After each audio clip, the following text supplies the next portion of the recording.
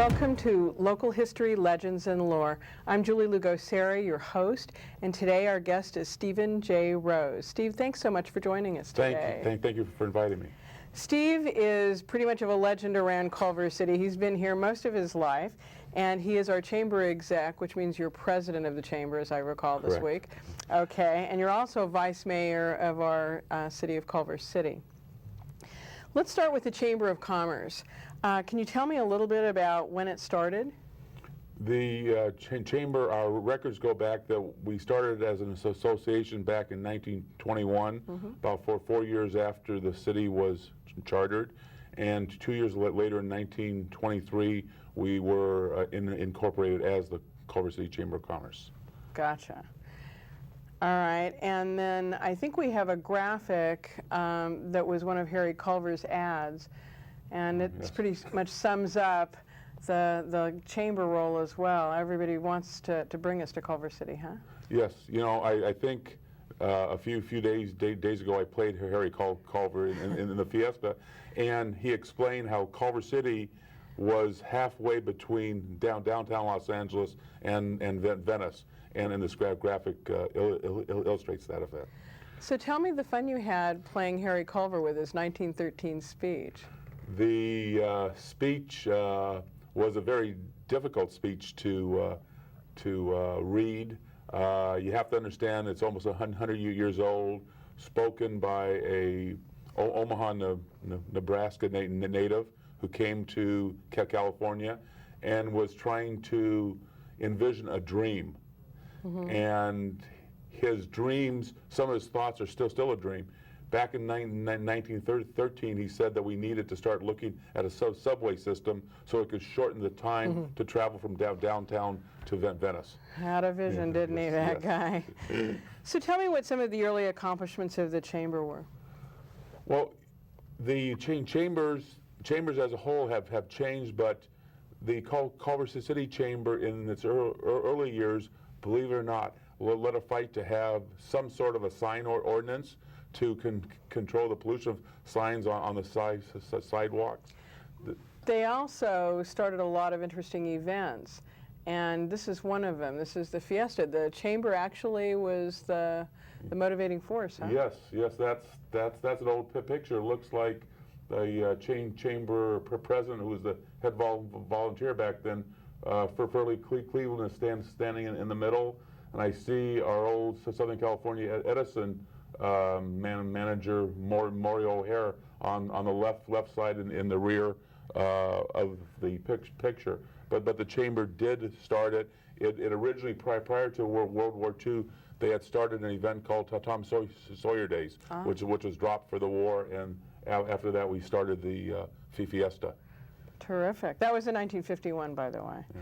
So they worked on the postal zones? Oh, yeah, there's a number of things that we, back in the mid-30s, took a stand trying to get all of Culver City to be known as Culver City, and that has extended to our current fights by many of the leaders in the city to try to get a unified zip code for our city. We also, in the mid-60s, were involved in starting our Sister City program with then Mayor Dan Patascia, who went on to become a chamber leader. And was known as the Mayor Emeritus as well. Yes, exactly. In the 30s, unfortunately, you don't remember this, and actually neither do I, but the Chamber of Commerce had a Bury the Hatchet ceremony up in Hollywood, and I'm sure you know all about that because you have a relationship with the Hollywood Chamber. But they took the vehicles from The Prisoner of Zenda, that movie, and they carted everyone up there and invited the governor, because the chamber stationery that I've found, as your city historian said, Culver City Chamber of Commerce, where Hollywood movies are made. And so there was a big rub, as I understand it, because the movie studios early on either didn't say Culver City or they said made in Hollywood. So it was kind of you were on the chamber when that changed, weren't you? Yes. Very fortunately, about 12, 13 years ago, when Sony Pictures Entertainment came to town, that they made a policy change and said that any movie that was filmed at their studios, 51% or more of that picture that they would always list it as made in Culver City, California. But the hatchet may have been buried back then, but I still go to Hollywood, and when I see the honorary mayor, Johnny Grant, I still remind him that Hollywood movies are made in Culver City. Well, that's good. Good to be consistent. So tell me about some of the names of the early chamber members. Would they be recognizable today? Yes, you know, what's very interesting, and I did bring an old minute book from the mid-30s, or from 1921 through 1935, and I was looking through it the other day, and some of the board members of the chamber were Adolf Steller, that also owned Stellar Hardware, and some people may get confused. Stellar Street is ended with ER, while Stellar Hardware ends with AR, because that was a change in ownership in the mid-50s. Right. There was Charles Lindblade was on the chamber board. Frank Dobson was a city council member and a board member, and you can go on and on, that the chamber life and city life has been intertwined for the years that the city has been in existence. You know, something I read the other day that I wasn't all that clear on before was that Charles Lindblade, not only was he a real estate man in town and a member of the chamber board, he built the Washington building, which is across the street from City Hall. He built it in the mid-20s. It's on the National Register of Historic Places now. And it's also, it was built at a cost of $30,000. Can you beat that? Well, you know, that was a lot of money when you look at that the original City Hall was at a cost of $120,000. That's right. Yeah, the bond for that was $126, and I think, what did we find? It was $59,000 for the fire station next door. Right. Things have changed. So the events or programs that the chamber has started include the Sister City program, and that's pretty apparent, for example, in our Vets building, because you have rooms named for every single one of our sister cities, which is how many? 5? 5. There are five different sister cities. Yes, and we have a room named after each and every one of them. Right, and Dan Patacha went down to Uruapan, who was the mayor emeritus on the council, and helped start it with the chamber. Right, along with the chamber's involvement in 1964, the Japanese volleyball team flying in from Japan stayed in Culver City for a while to get used to the zone change prior to going down to Mexico City, and the Japanese volleyball team was a team from a factory in Kaizuzuka, Japan, and then Kaizuka and Culver City struck up a sister city agreement. Right, also. and that's been an amazing relationship. Yes. That's a very active relationship. Yes. I think we may have some pictures later of some of your visits there. So what type of businesses were in Culver City that are not really here anymore? Can you tell me anything about that? You know, everyone looks at Culver City as being the home of motion pictures, but people seem to forget that even though Hughes Aircraft wasn't in Culver City, it was known as Hughes Culver City, and that's where the Spruce Goose was built. Later on, there were helicopters built. The residents worked at Hughes, MGM, and the old Douglas Aircraft out in Santa Monica were the main employers. In town, there was the Wedgwood Holly plant, Helms Bakery, right, and then Apex Electronics was here, and there were many other companies that were started here and moved on. Wow, it's a lot. There are a lot of changes that have happened too. Take a look at this. This is from your folks' business. Yes, yeah. My parents came here in 1951, started in a upholstery business, which I closed back in '87. What was very, very interesting, when I closed, I was able to get back the deposit for sales tax. When you open up a business in the state of California, you need to put in a deposit for your estimated sales tax collections for the quarter. and I got back a check for $10. No interest? No interest. But what's also interesting, if you looked at that, one of the forms, it says Culver City sales tax permit. We don't have sales tax permits in the city anymore. We have business licenses. Right. Business tax certificates. Yes. That's it. So how would you characterize your contribution to the Chamber over the years? I know you've been there since 1987 Yes. as the exec. I believe that, looking back at it, that taking advantage of the technology changes over the years, keeping the chamber relevant is what I look back as my mark on the chamber. Our staff hasn't increased in size. Our membership has. Our service has. Our ability of communicating with our members have. Plus, what is really important is that the programming of the chamber has changed to meet the needs of the business community. Back in 1923, workers' compensation, employment regulations were not an issue. They are now. Telecommunications issues are new. Business retention is truly important, and attracting new businesses, keeping on the cutting edge and understanding the appropriate mix of what businesses work with other businesses. And when you bring in a large business, that gives an opportunity for small businesses to come to the city and the ability of selling their services and products to those businesses. And you've been out on the circuit a lot, as I recall, too, helping other chambers. Oh, yes. I sit on two regional boards, the Southern California Association of Chambers and the Western States. The picture there is of our late county supervisor, Kenny Hahn. Mr. Hahn, I've known him for many years, and it was a true leader. That was always one of the nice parts of being in Culver City, I think, is that we've always had a good relationship with not only our local elected officials who have been available, but beyond. So Kenny Hahn was very good to us, and Yvonne Brathwaite-Burke seems to be continuing that tradition, which is very nice.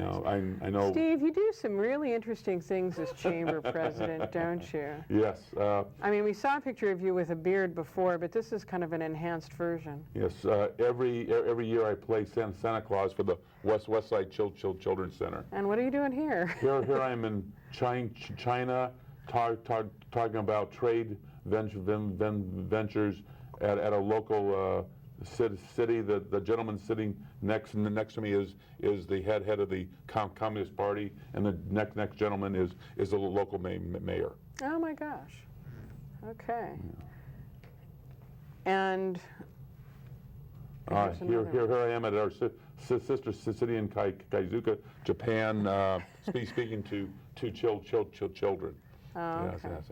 Well, we have a nice relationship. The Sister City Committee has transitioned into a group that has brought kids over on visitations, as I understand it. Correct. So yeah, they're coming here, we're going there. They're very active, especially with Kaizuka, Japan, and Lethbridge, Canada.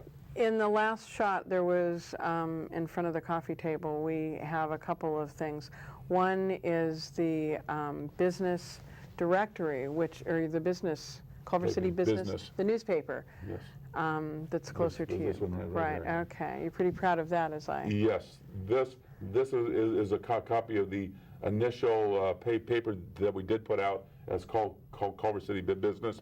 It has since transitioned into Culver City People, which is circulated throughout the city, over 15,000 copies. So you're doing a newspaper once a month, and you're sending it to all the residences and the businesses? Yes, we're sending it to 10,000 single-family residences, to the chamber members, and then distributing it so the public can read it in local restaurants, coffee shops, and banks. That's great. That's great. And then the other picture was of an installation. The chamber seems to have an interesting time at their installation. Yes, we don't believe that an installation ought to be a morbid, somber affair. That we try to create a little fun and try to highlight the incoming chairman's business or personal interests. Gotcha, gotcha. Okay, so let's talk a little bit about you personally. Your family history. Your parents came to this country from. My parents came here in 1938 from Germany, and this is the product of their marriage. yes, there's a product that's myself on the left, and my twin brother Alan on the right. My older brother. So he would have been king, and I would have been a prince. Okay, Right. and here you both are again later. Yes. And that's on the corner of Barman and Overland? Overland, yeah, that's Mrs. Dennison, and Denny, her son, still owns the building where Cafe Laurent is. Today in 2003, next Yes. door to the Chamber. Yes. Okay. So your parents got here from Germany. They went to San Francisco? Yes, where that they met in Germany, and they got married in San Francisco, and then my dad was transferred down here in 1944. There's my parents and my brother and myself when we were 13. Oh my gosh. Now, let's see. I would like to say who was in that picture. The first person was not Mr. Rose. That was Fred Rose. Right.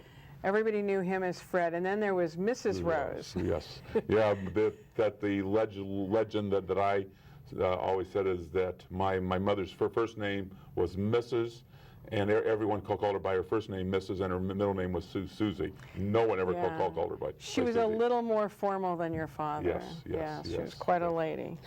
I remember her well. So, somehow we got to wrestling. Yes, that's me in high school. I was an avid wrestler that has proven me good in my seat on the council since the mayor Alan Corlin was a wrestler also. Okay. I think I'll just leave that alone. So now tell me a little bit about your parents had the upholstery business since 1951. Correct. They established their own business. Yes. Okay. Yes. And then did you work in that? Yes, I probably started, if my parents started in 51, I was born in 46, I probably started about 54 or 55. My father was a believer in child labor. No.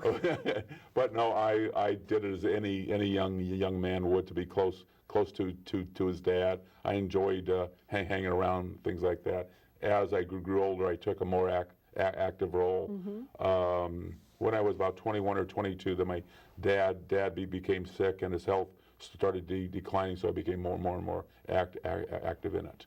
And so eventually you ended up running the business. Yes. Yeah. Well, let me put it this way, that my father ran it and I ran it, that my mother made us believe we ran it. It was Mrs. Rose who really always ran it. Oh, wow. Yeah, I bet you she did. Your dad was such a sweet man. I remember going in there with my daughter when she was little, and he would always go find little samples for her and give her a little sample for a blanket for her dolly or whatever. Right. And she always thought he was just great stuff. So tell me what Culver City was like growing up. Now, you got here, you boys were not born here. No. You were born all the way Up in Hollywood, yes. California, Okay. at the old Cedars of Lebanon Hospital, and growing up, that my brother and I had one wonderful doctor as our pediatrician, a Dr. Herman Abrams, who just happens to be our city attorney Carol Schwab's grandfather. The connections in Culver City are just never ending, aren't they? Yes, oh yes. Yeah, that's great. Okay. So you boys and the family moved to Braddock Drive. Yes. And that was in 40... That my parents moved there in 1947. Okay. And then in 1958, they decided to move to the other side of Braddock Drive. Same block, just a bigger house. Oh, this is Steve graduating from high school. High school, right. Yeah, so the legend is broken. I really did have hair. I knew that. We always knew you was the blonde twin, as I recall. Right. Okay, so then what was it like growing up in the 50s and the 60s? here. Growing up in the 50s and 60s was truly a playground for kids. There was a lot of vacant land. What is now Emerald Estates was known as the bean fields. Then massive development took over, and they put the little league fields there. And then after that, there was a tennis courts, and now the current Emerald Estates. But there was a swimming pool that you went to every day. Played baseball over at Vets Park. A matter of fact, that two incidents with the police department when I was 4 years old or 3 years old. I got lost because I was sitting over at Vets Park while watching the tower being built, and probably. That was built in 1950. Yeah, so I was like three or four years old, and then a few years later, I had my first meeting with a former mayor of the city, Ron Perkins, who was a police officer, and he picked my brother, myself, and some friends up who were playing in the lobby on a creek, and took us home. And my brother's big announcement upon being taken home is, "Mom, it was so much fun driving home in the police car." But he didn't become a policeman. No. He became a pharmacist. Close. But it was just the open space, and it was really a small town. It was everyone knew who the kids were. And so, do you remember the flooding that used to happen on the streets? Oh yes, there was two types of flooding. One was the annual flooding of intersections like Sepulveda and Slauson before they put in all the drainage, and teenage boys would go down in the corner with ropes, and some of the wealthy ones with their cars, and we'd hook onto the cars that got stuck in the floods and pull them out, and made money for sodas and hamburgers.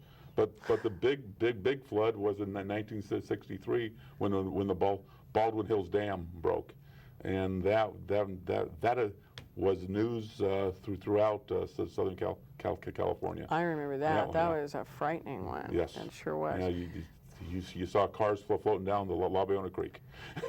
Yeah. In high school, you were active in wrestling and in track and Blue Sea and Junior Achievement, yes, which must have helped you learn how to charge people to get their cars out of Slauson, I guess. Yes. The German club, your parents spoke German at home. Did you learn it? Yes, I learned German at home, learned it in high school, and the big fight between my mother and the German teacher is my parents came from rural areas, and the German teacher came from Berlin, so there was the high German and low German, and it was always a struggle for myself changing the way you spoke, because my parents spoke low German. But you learned German at home, yes, just so that you would understand. It was a defensive mechanism to know when either my brother or myself were in trouble. That sounds good. How did your parents influence your current life? My parents, like a lot of current immigrants, worked hard. My folks started a business, but they were always involved in my life and my brother's life, and they were involved in the city. I can remember that my mom going to city council meetings when there were issues that affected her, and my parents were also founding members of Temple of Kikiba. So being involved in the city was important. Well, kind of like the die was cast early on. Yes. Okay. Yes. Now, you ran for city council in 1990. No, 2000. 2000, right. Yes. 1990, who ran? In 1991, one of my best friends, Mike Balkman, ran. Yeah. It seems to me that the two of you were trying to decide who was going to run. Yes. I was thinking about running for council back in 1990, and so was Mike, and we sat down and were having lunch at the Sagebrush, and as I like to embellish on his history, is that we talked about it, and we decided to flip a coin, and Mike lost, and so Mike ran for council and served two years on the council, or two terms, excuse right. me, two terms. Okay. A question at the time, though, even though we like to tell everybody that you flipped a coin, one of the questions at the time was that no one in Culver City at that time had gone from the chamber exec position to the council. And by the time you ran, didn't you have to do some legwork Yes. to decide whether that was a good idea? Oh yes. When people came to me and asked me about running, I threw up the idea of the conflict of interest, at which time a friend of mine suggested that I contact the FPPC, the Fair Political Practices Commission, ran it by them, have a letter from them clearing that a chamber exec, a paid person, could run for public office. Currently now there are three other chamber execs in the state of California that are serving on city councils, and four others running for city council. Okay, so have you found that to be a difficult two hats to wear, or does it work pretty well? Sometimes it's a challenge from what people's perceptions are. I believe that every time I even thought there was a conflict, I'd run it by the city attorney or the redevelopment agency attorney who would clear it. The only conflicts that have happened is on property ownership, which would happen to anyone, and then annually on the city budget that the chamber gets a very, very small fee for managing the mayor's luncheon. So as we wrap up, I'd like to ask you just a quick question. Okay. Who have been your mentors? My mentors through the years has been a family accountant who lived in Culver City, Abraham Green, that I got my sense of finance from. For my parents, politically and governmentally, the Dan Patashias of the world, who smiled and could help people out. Dale Jones, who served as 22 years as CAO of the city, and Mike Balkman also. Steve, we have lots more to talk about. Come back again soon. Stephen J. Rose, thank you very much. Thank you, Julie.